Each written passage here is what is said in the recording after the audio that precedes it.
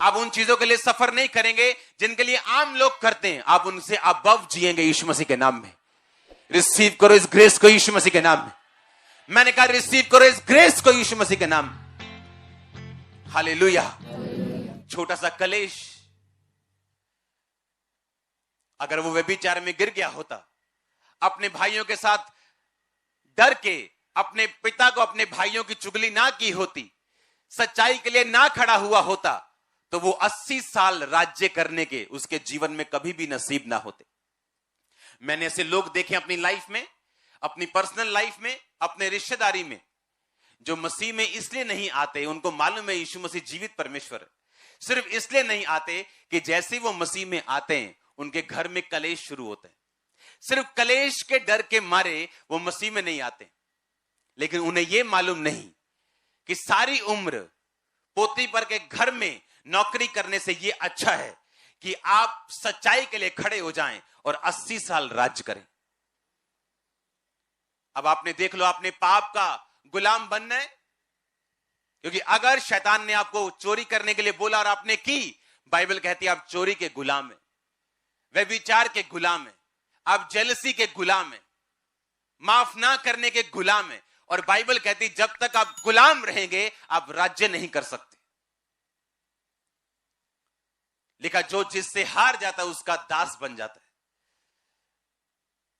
आप हार गए व्यभिचार से, वो आप पे हावी हो गया। आप हार गए चोरी से, वो आप पे हावी हो गई। आप हार गए पाप से, वो आप पे हावी हो गया। बाइबल कहती है आप उसके दास बन गए, और अगर आप पाप के दास हैं आप परमेश्वर के लिए राज्य नहीं कर सकते।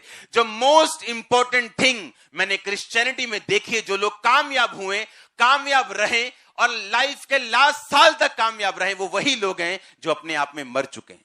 अगर आप अपने आप में मर चुके हैं, आपको किसी बात की चिंता नहीं होनी चाहिए। कोई आपको आपकी बेइज्जती करे, आप तो मर चुके हैं।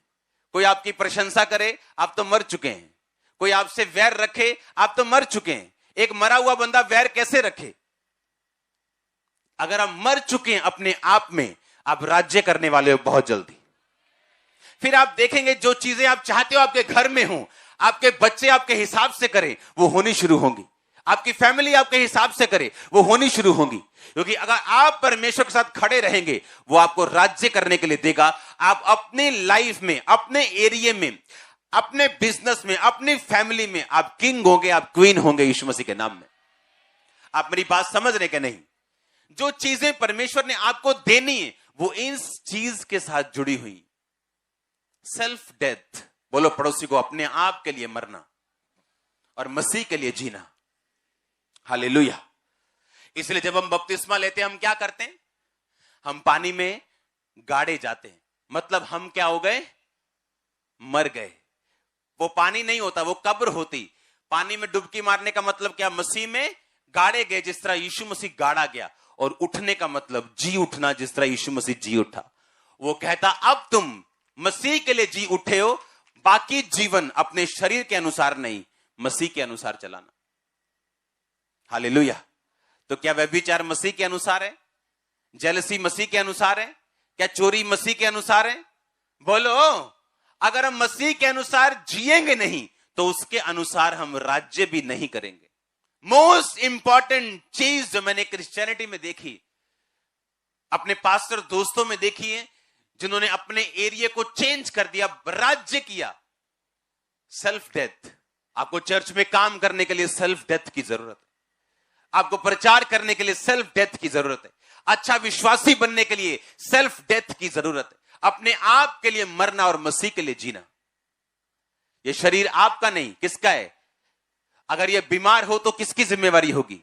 परमेश्वर की। अगर हम इस तरह से चलेंगे और हीलिंग को कमांड करेंगे, वो भी होगी। डिलीवरेंस को कमांड करेंगे, वो होगी। हम जो मांगेंगे हमें मिलेगा। हालेलुया। अपने पड़ोसी को बोलो सेल्फ डेथ। ऊंची आवाज में बोलो, अपने आप के लिए मरना। इसीलिए प्रभु यीशु मसीह ने क्या कहा? उसने कहा अगर तू मेरा अपना क्रूस उठा के मेरे पीछे ना चले तो तू मेरे योग्य नहीं। प्रतिदिन अपना क्रूस उठा के अगर तू मेरे पीछे ना चले तो तू मेरे योग्य नहीं। एवरी डे उसने कहा अपने आप के लिए तू मर चुका है। जो सेल्फ डेथ में नहीं जीते वो पैसा नहीं बो सकते, उनको वो प्यारा लगता है। जो सेल्फ डेथ में नहीं जीते वो सेवा नहीं कर सकते, काम नहीं कर सकते, प्रचार नहीं कर सकते। हालेलुया। मोस्ट इंपॉर्टेंट चीज जो मैंने क्रिश्चियनिटी में देखी है वो है, अगर आप सेल्फ डेथ में जी रहे हैं तो, अगर आप अपने आप में मर चुके हैं तो। किन्होंने राज्य किया है परमेश्वर में? जो अपने आप के लिए मर चुके हैं। Daniel, Shadrach, Meshach, Abednego self death में जी रहे थे। कैसे? क्योंकि उन्हें खोजा, उन्हें किन्नर बना दिया गया था।